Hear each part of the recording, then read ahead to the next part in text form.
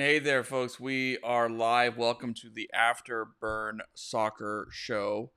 Looks like all systems are go here on my end as we welcome you to this live stream. As we close out FC Dallas this season, we might have another kind of off-season show coming up. But North Texas's season continues, as you saw from that incredible strike there from Tomas Pondeca late, as North Texas found a way forward over the Vancouver Whitecaps too. What an exciting match and an exciting opportunity for those youngsters. We're expecting Jose, hopefully. He may get pulled away, or our buddy Kuv to join us. We'll talk a little FC Dallas offseason too in just a moment, but we'll also get started with some, or touch upon where North Texas is. In fact, let's start with North Texas. For those folks listening in, and we appreciate you liking and subscribing. And by the way, my name is Nathan. You can follow me at Nathan J. Hill on X, and of course at Afterburn.soccer, which is part of the Substack network. So if you don't have a Substack account, please register. Please follow us.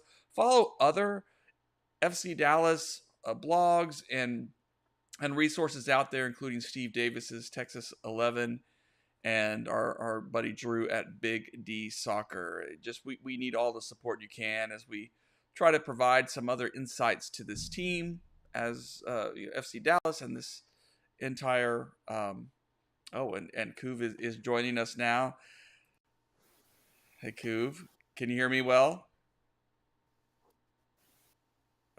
Yes, sir. Can you hear me? Yeah, I can hear you just fine. All right, great. Well, we're still working through my intro. I'm expecting Jose to join us, but we'll see if he gets pulled away or not. But I was just telling folks, follow all the FC Dallas content out there. Third Degree, Big D, Texas 11, anywhere you can get it, just so we're supporting and these folks out here trying to offer different perspectives to give us information 100%. on what's going on with FC Dallas. But so 2 wins this past weekend. FC Dallas won at home 2-1 over the visiting Sporting Kansas City.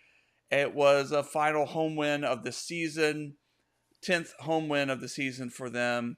Another goal, 16th goal from Pedar Musa. So a really beautiful moment for him. We'll hear from interim head coach Peter Luxon in just a moment. But then the big news, too, that North Texas, with a late stunner from Tomas Pondeca, advances on further into the playoffs. It was a nervy match. In fact, I'm going to start there. I was able to ask interim head coach Michelle Garbini of North Texas, because one of the narratives in this thing was that when they selected Whitecaps 2 to play, they wanted a challenge. They wanted to pick a more difficult team as they began the playoffs, and so they definitely got that as Whitecaps came back from 2 down to tie the game, 2 counterattack type goals that were given up. Here's what he said about that and the work that's to be done for this team. Yeah, so we knew that Whitecaps will give us a tough game. We could have decided the game on the first half based on the half we played, the chances we created.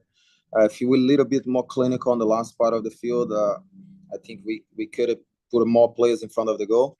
What we're looking for is a learned lesson for us. It's a learned lesson that in this stage of the season, if you sleep like that, like we sleep on the second half, we can get punished. Saying against maybe against other teams, we're not gonna be able to come back.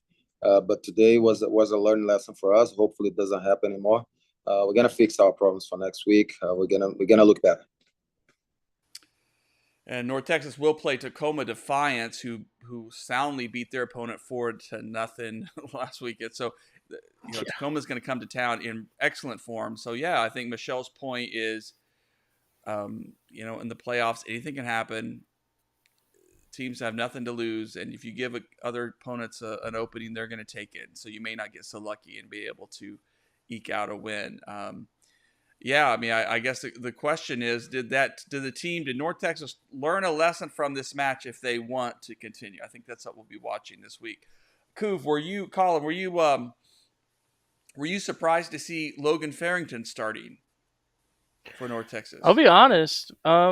Yes and no. So going through North Texas season, Um, they seem to use Logan very sparingly, obviously, but I think the main idea before the season started was, hey, this guy's really good coming out of college, but we have Musa, we have Jesus, we have these good attacking options. He might not get minutes.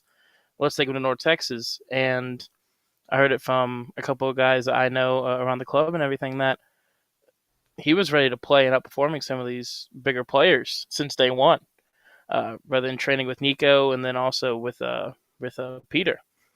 So it was one of those things where they come from Texas to develop, and it ended up just being a better situation for the first team to have him off the bench. But I'm not too terribly surprised.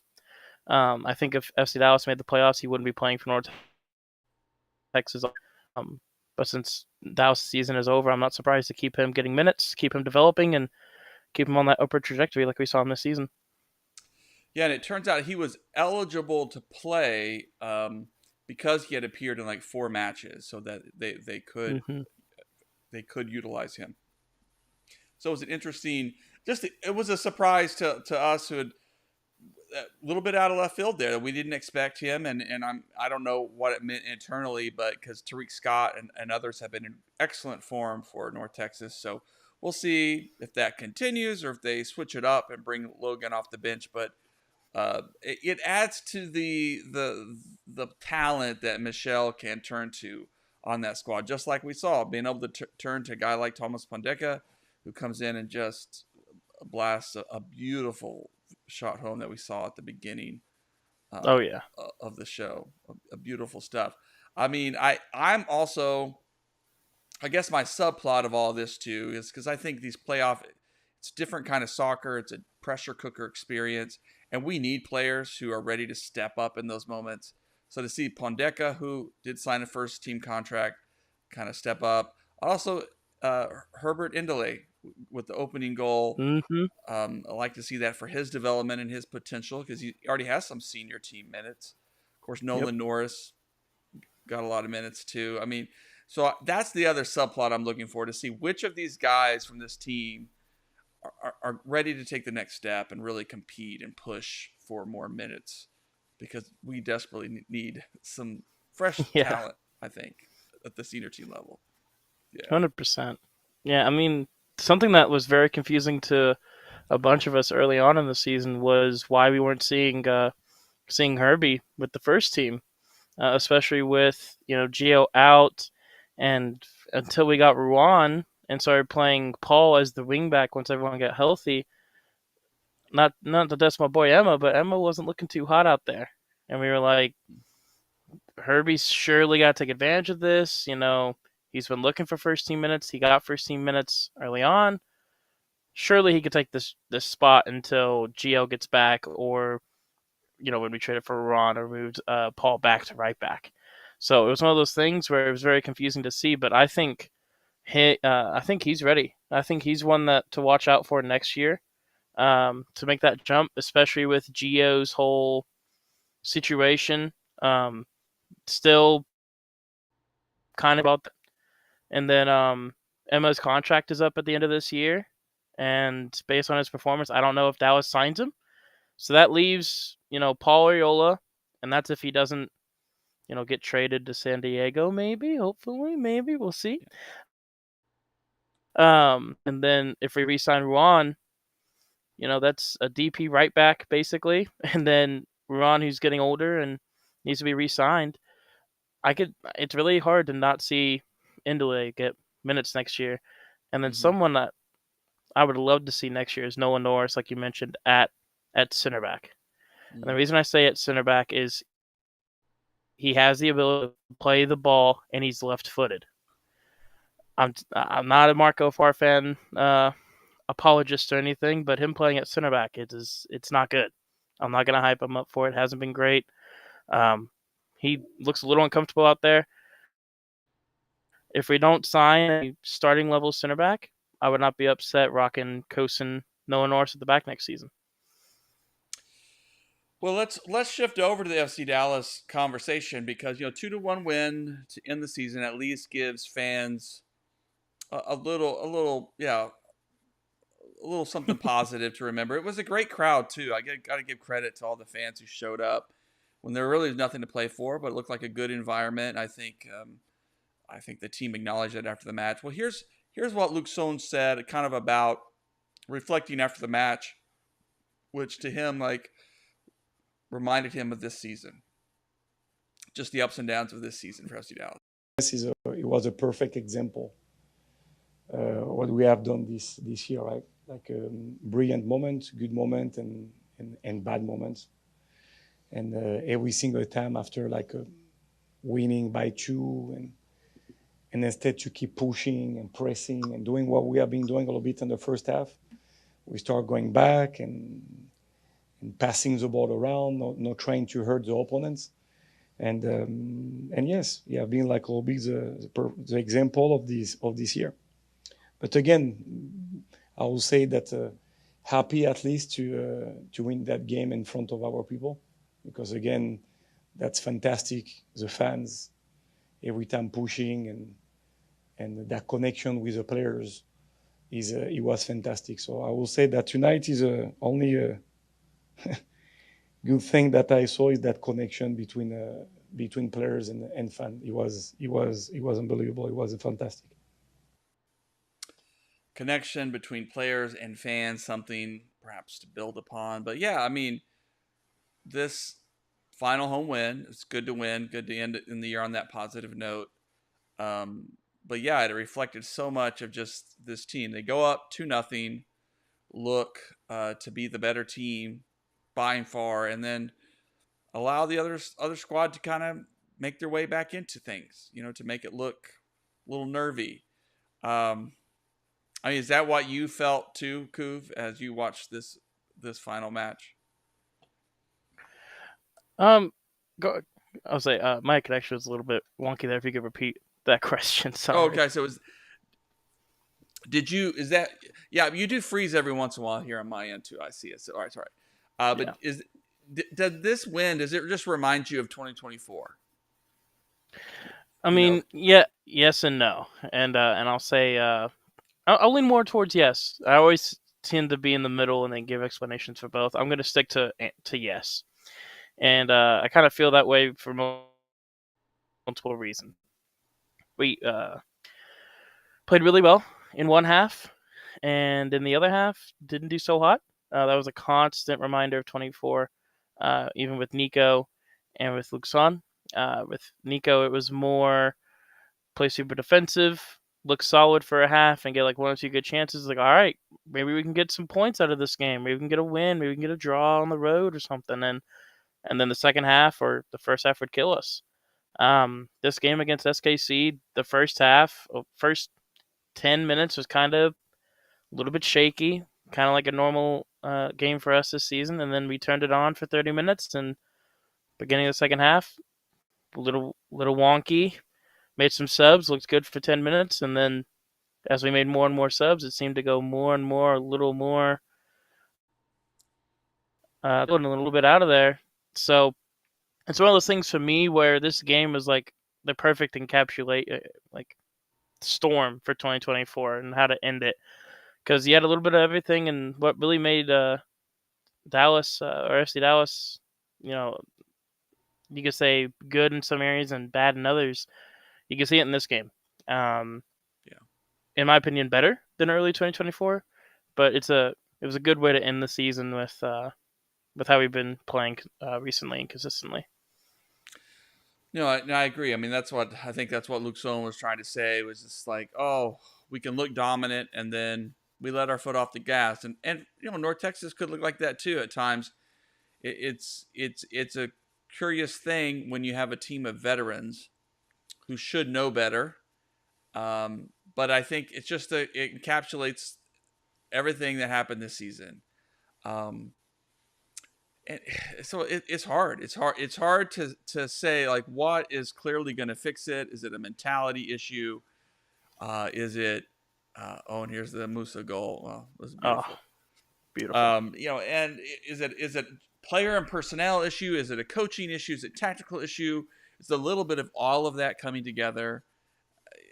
yeah, Mm-hmm. that'll be the question I think that they're going to have to try to solve over the offseason, because to have a 16-goal striker, you're obviously in a better position than a lot of teams, and so that's not an issue.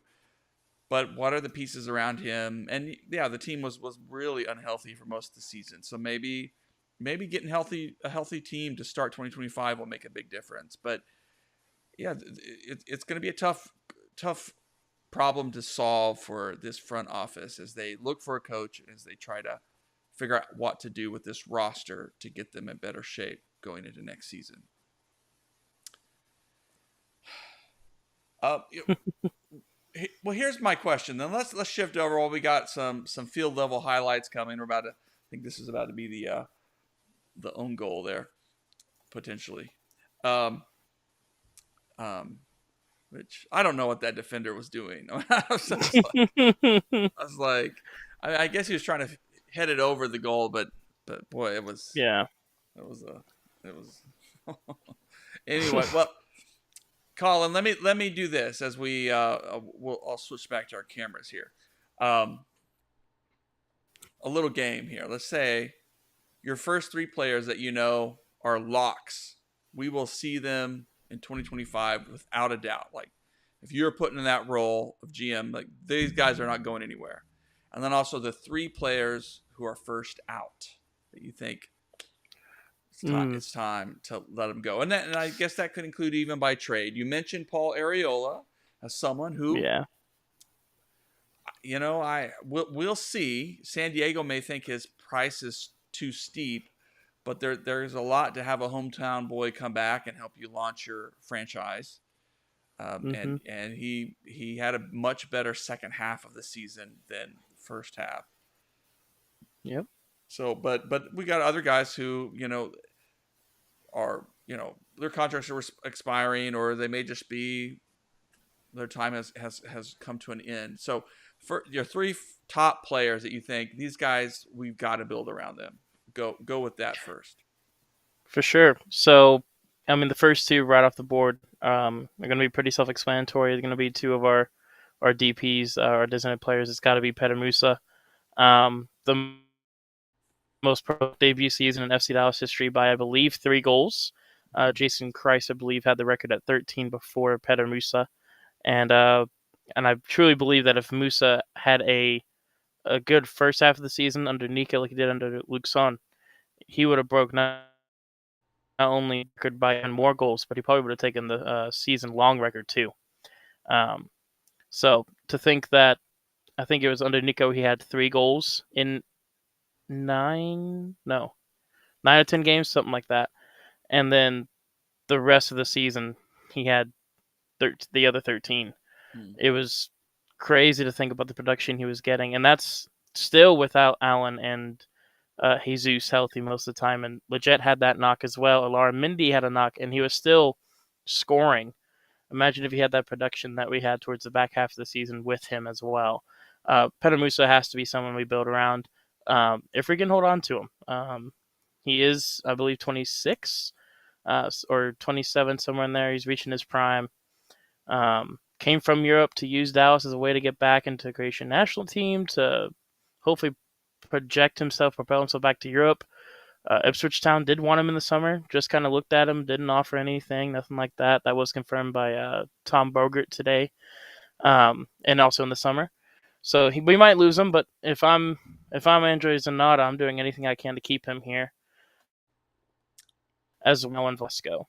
And the reason, I know I said in the summer whenever we had offers that we probably should have taken it for him, especially coming off an ACL, to make our money back. Looking at his contract situation, he is signed through this next year with a club option for the following year in 26. So we have that club option to where he's doing really well for us. Let's trigger that option, or maybe give him a new contract, raise that salary a little bit to keep him here. Or if he starts playing well first half of the season, then he wants to go back to Argentina still, like he said already, we could sell him then. But if still, and I'm wanting to rebuild for next year, I'm keeping Musa, and I'm keeping Velasco for sure. And then this third one, it's going to be a little bit out there because I like to be a little bit out there, but it's going to go off of his loan, making it a permanent transfer. Show, when he's been with Alarmindi in the midfield, has just been a rock-solid duo. Whenever they're playing together, they both like to play off each other. Alarmindi, when he's in midfield with Legit, he's always kind of having to stay back a little bit. He's not able to go up field as much as 9 times out of 10, either Ibiaga or Coast would be at the back, push forward. They miss a tackle. 9 times out of 10, we concede. So, but you look at Show, and Show has been, in my opinion, the signing of the win, to say for signings of the winter, but probably second best signing of the season. In my opinion, Show's just been fantastic, and that'd be my third lock for the next season. Get that solidified midfielder. That way, if we let Alarmindi go, we can get a true attacking playmaker next to him. We can drop Legit there next to him if we don't sign anybody. And I'd still be confident in that midfield moving forward to next season. Well, good. So you said Musa, Velasco, and Show, and I like that surprise in that throw in, because my first two are the same. I think Musa and I think you can argue that if you get a good offer for Velasco, that take it. He's rehabbed a bit. He's shown he can be dangerous, but I also think he's just so intriguing, and I'd love just to see him build his value even a bit more, and maybe a strong start to 2025. We'll have options, but I still like that. I think Show. My question about Show is just, when do they need to trigger it? Can they wait till next summer? Because it's a year loan, I'm assuming. So I'm assuming it's not just a half. It could be a half season, but I think it's a year loan. So they have till next summer. So they could wait a little bit on that. And Delgado's would probably be my third option. He's in that same category, but I think they do need to make the decision on him. And mid-season, I would have said it's a no-brainer. And I think the general consensus is still like, yeah, he's someone, but it depends on the price, and it depends too on how they rate him now, because he did have an injury and he has not been as productive lately, but that injury messed everybody up. So that's the question, is to evaluate, is that injury going to come back? But for a bit there, he was one of our best players. And so I think he could be someone to help sort of build around. But it's just the challenge right now, because so in truth, my third would still be Paz. I think Martin Paz is still those three guys you build around, and then the other pieces, because I think the problem with Delgado, and you got a fan here in the chat, Koof. But the problem with Delgado too is, like, what tactically is the next manager going to want to do? Because we thought he was coming in as sort of a defensive mid, and while I think he can play there, he is far more dangerous as a sort of a number 10. And so, do you turn that over to Velasco? Do you want Delgado to compete there in a different role? So I think that's going to make a big decision on whether or not they keep him. But he seems like a really good talent, young player. So, but all right, let's switch to the next one then. First three players out. All right, first three players out. And this could be a little harder.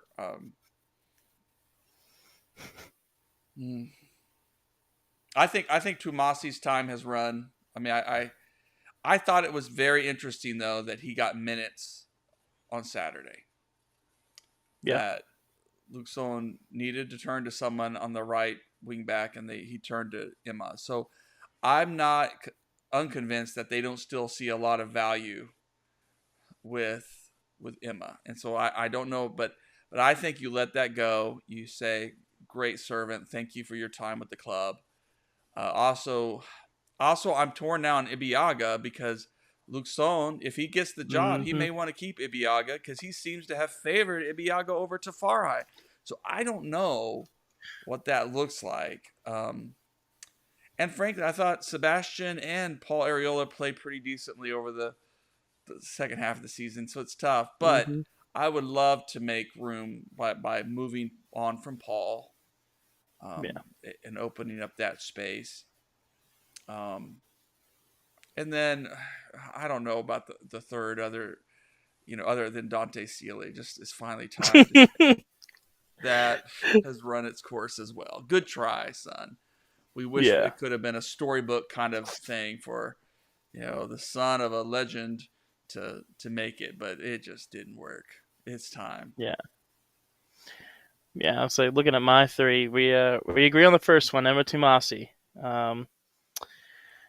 It's just like I was saying, beginning of the season, he was the one and only right back at beginning of the season, and then started off all right.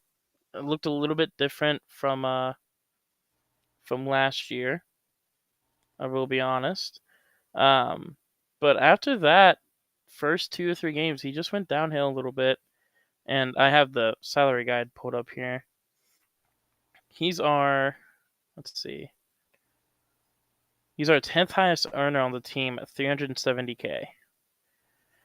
Meanwhile, you look at players, Gio making $70K less at $300.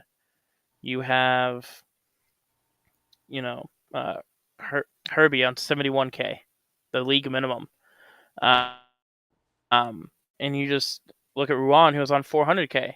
$30K difference in salary for a player of Ruan over Tomasi. Give me that every day of the week. Now I understand we would have to re-sign Ruan to a brand new contract for next season, but Tomasi's probably going to want a little bit of a pay raise if he re-signs too. So I'd be much more willing to give that money to Ruan for next season. So Emma is first on my list for time to move on. Second on my list is someone whose contract also expires with no options. Eugene Ansah. Okay. Biggest biggest waste of salary cap space. It seemed to be a move to where they're trying to get someone to replace Hader, knowing Hader's contract was expiring, and his playing time going down a little bit due to form and other reasons. So I think they just try to take a punt on somebody. Free transfer, which is great deal of business. I'll take anyone on a free transfer, but not someone who has 100 minutes over a season and a half, and he's the 5th highest earner on our team. No, that's too high. 8th. He's 8th at $600K. People that make more than him are like Ibiaga by $20K, Legit by $150. And those players, even though I agree with you, aren't the best performers, did a heck of a lot more than Eugene Ansah. So Ansah's got to be number 2 for me. And then number 3, this one, even though I mentioned Paul being traded, someone else I would move on from anyways, would probably be Legit. And the reason I say Legit over Paul is Paul, during these last couple of games, has been a pretty dang good right back. And that's him playing true right back as well, like having to get back and play defense. And he's kind of started to learn, okay, I can't get quite as far forward now in this position. Let me sit a little bit back and let my winger or my midfielder on my side come into that space. And it's been so nice to see. Bernie playing on the wing with Paul this past game was like a 1-2 combo. Little triangles, just Paul to Laura and a long ball to Bernie, or a ball to Show and the ball to Bernie, or they overlap with Paul. And it was just, if I can get a combination like that next season, I'd be willing to bite that DP money for Paul Horiola a little bit more, and not feel as bad about it. So that would be my third one, just because Legit is, I believe, 31, if I'm not mistaken. Let's see here, and we have him under contract for a while until 2026, and he's 32. Yeah. So it's like we got him for 2 more years. He'll be 34. Is that someone we want to be paying this, 800 or 750, 800K to, when we can get probably someone younger and maybe fill up a U22 spot for someone as good as Legit, and the U22 doesn't count on the cap? I mean, I think it's one of those things where you just gotta, the cap situation's not great, but cut 2 TAM players, bring in 2 TAM level players, maybe one's a center back, one's a midfielder, and then the U22 midfielder for in case Lara goes down, or Show, or even the new a new TAM player if you bring them in from the midfield. All right, couple more questions I'd love your thoughts on. For sure. First one though, it's a sad one, but it's just sad not because we don't love the guy, but because it's hard to know now. But Paxton, Mm. you know, he's such a team, almost like a mascot. He's a beloved guy. I've heard the media folks at FC Dallas just talk about how such a positive guy he is, and he's willing to do anything for the team and be a spokesperson and be a presence, you know. But at some point, you may have to make that tough choice to say the career isn't working out here, you know. Yeah. It's tough.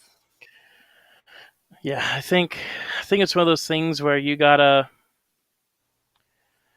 look at.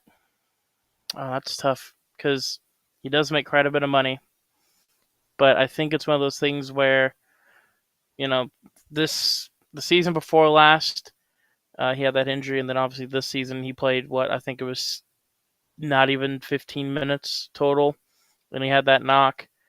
And all right, Mason, you can chill with that. But anyways, I gotta throw me up a little bit.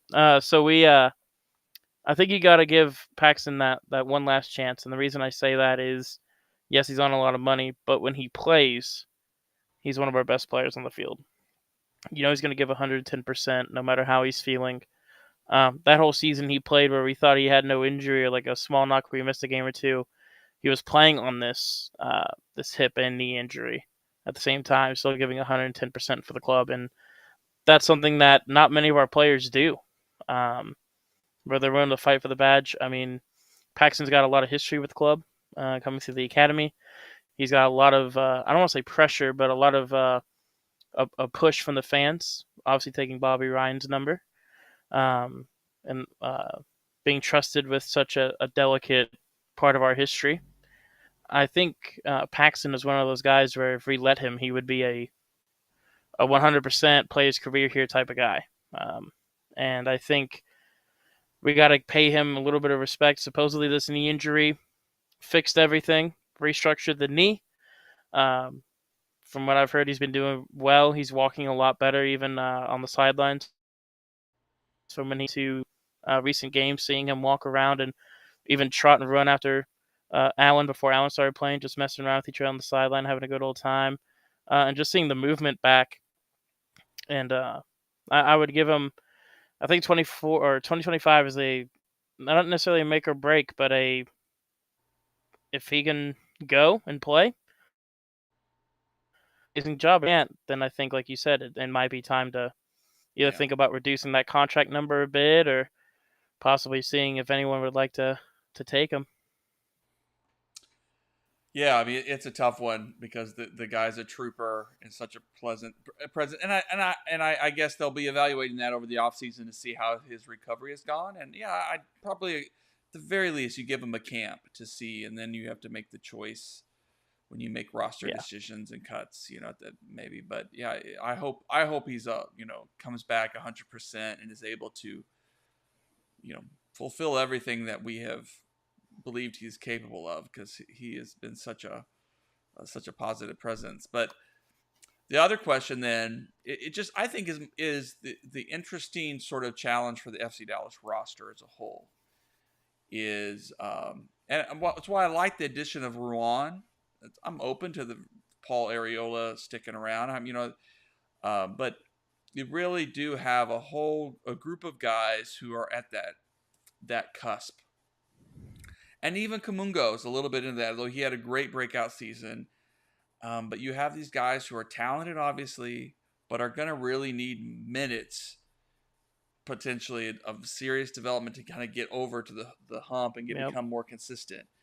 And so that's these guys that have been going back and forth between North Texas and with FC Dallas. So from Kumungo to Indele to Pondeca to Sante, you have some of these guys like that who are sort of these in between things, and so it's going to be interesting to see how they solve that and evaluate each of those players and who gets to stick around, who's worth giving them more minutes to. But at some point, and I think particularly of a Corca, like I didn't mind his signing at all. I mean, it was a depth kind of guy and young still and had a little bit of experience, and so maybe he was going to turn that into something. But at some point, you got to put up or shut up. And he didn't even start this last weekend again before North Texas. So it's like at some point, It's time to move on, right? It's time to let some of these guys go. And Dante Sealy is an obvious one, but or to find loans if you think that they're worth hanging on to. But that's the big puzzle piece that they've yet to really solve is where can we find that loan partner? And Antonio Carrera went out to Carolina FC or something and played some minutes, but they called him back because they needed bodies. And so, but boy, Mason is he's he's going in. All right. So yeah, I think they've got to solve that and try to figure that out, because I just get a sense from this North Texas squad even that some guys like Padrino, and you have Enesali, who I don't think they're going to just cut, though some would like them to move away from him. I think they're going to give him another year. He's only 18 years old. I mean, he's such a youngster. That they may want to create space for those guys to get a little bit more minutes or more competition. And so, at some point it's a bottleneck. You have all these young guys who are almost there, and at some point you got to figure out who you're going to entrust. So what are your thoughts about making those kinds of choices? Well, I mean, let's see. Looking at the team and really just looking at players, like you mentioned, Ahmet, I think kind of his signing was not only like an emergency center back option, but also he has a bit of the Croatian background. And I understood from people, like some of the media guys and everything, is that he was basically let's get Petar Musa a for sure friend and everything while he's here because of the Croatian background. And apparently that was a good chunk of why he signed, but also to be that emergency center back for Dallas if needed. And ended up, they needed him at North Texas for a little bit, and he gave some pretty good serviceable minutes. But I would still say that Nico Gordon still outshined. Vestagen also did really well as good. Did really good as well, if I could speak English. And I think Ahmet's definitely one you cut loose. And then looking at the rest of this North Texas squad that's signed to the first team, I would if they're gonna sign more center backs, I think Carl Sante's got to go out on loan at least. And the reason I say loan is he's definitely showed that he can play for the first team. I believe he played a couple games under Nico this season. And there was one game he looked completely lost. And then I think a game or two where he looked honestly really solid MLS starter level. And with players like that, you see the ability and you see the purpose there. And I think he's one of those you gotta loan out if you're not gonna promote him to the first team. And he's one of those that when you look at North Texas, he's always dominating when he plays. And while that's a great thing to have for North Texas as a club, we still got to remember that North Texas is still, at the end of the day, a team. I mean, it's a second team for a reason. It's to give those players that might need a jump start in their career or a restart in their career, gets to come back, or even players come back from injury to get minutes as well. And they, I believe, is 100% ready to start probably in another season or two of development. You got Isaiah Parker as well. I think it's time to cut ties with him, and I hate to say that because he looked so good coming out of the draft, but he didn't cut it at San Antonio when he went out on loan. His injury this season's unfortunate, but even before the injury, he didn't look spectacular. Even on North Texas, he had a few good games, but didn't look amazing. And he was quickly replaced. And I mean, he's making over the league minimum. I think it's time to let him go. Dante Seeley, 100%. I mean, if he wants to play for North Texas, sure, but I think he got to let him go too. Just think that in because I hadn't dug at him yet or said anything about him yet. And I think for Pondeca and the Scott, you know, you got Malik and Tariq. I think for all three of those players, they're going to be wanting first team minutes soon. I mean, Pondeca got some, and I believe Leagues Cup, and he looked really good. And as Salih, I think, is one of those two where you maybe give him a few runs with the team early on in the season in March or so, and then if he doesn't look good enough or ready to go, I think you try to get a loan move for him because, I mean, he's still 18. And he's shown moments of brilliance for North Texas.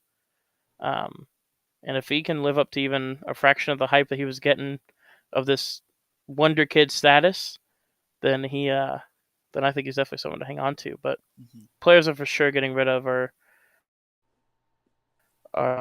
Parker and at least Sante on loan. If he doesn't want to go on loan, then obviously let him go. Same with Seeley. And then I'm trying to find a loan for Pondeca at least for sure. Most likely Salih as well. Okay. Well, good stuff. I mean, I think it's going to be the critical kind of decisions they're going to have to make. And the sad thing is, I think too, is that there isn't really a market within the U.S. right now, within North America, because like Carl Sante, for instance, he really has some value, not just because he's, I think, made a nice rise up of ranks of playing time, have shown that can be a really quality piece, but he also is international. He's regular with the Haitian national team. Not that they're great or anything, but that opens the doors for him to go abroad somewhere and to get some possibilities. And so you'd wish someone would come in and make an offer for him, and we could get some of these guys spread out a little bit across the landscape. But there's not much of a market in the USL Championship to go out and buy players from the Major League Soccer. They're going to do free agents. They're going to, so it's a shame. Someday maybe that might happen. For right now, it just there's not a huge market for these guys, and so that's unfortunate. But because they obviously have some talent and need some opportunities to showcase that talent and to keep growing. So, FC Dallas may be trying to figure that out. And maybe this Benfica relationship will be part of that solution come down the line. But I think we said that before with the Bayern relationship that, somewhat short-lived. Well, I need to leave it here. Thomas Muller at the end of his career. Right. Well, I need to leave it there. Kuf, thanks for joining us. Jose couldn't make it, I guess, tonight. But we did have a good recap of North Texas and FC Dallas and started thinking about these offseason choices. By the way, tomorrow morning, there will be a press conference with Zanotta and with Dan Hunt. And obviously, we'll probably hear the first inklings of what they're thinking with their coaching search. Kuv, right now, I guess I don't want to ask did he do enough, but Luxon, if he is tagged with the position going forward, are you hopeful for 2025? I think you can do with a decent amount of roster rebuild. The reason I say that is, Luxon, we kind of saw his style of play with these last two games, kind of, we're not making playoffs. Let me just try something. And he talks about multiple times not having enough time to play his full idea of the kind of football he wants to play. So I think if he has an offseason to do that, we were able to see how it looked these last two games against Portland and Kansas City. And Portland was one of our better away performances of the whole year. And that was without without Coach starting, and a bunch of key players starting. So if he can get that kind of result out of a half A, half B team, and consistency is key.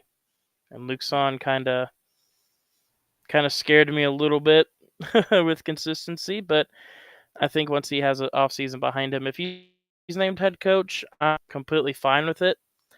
But I think it's one of those things where we can't do what we did with Nico and hold on for so long. Yeah.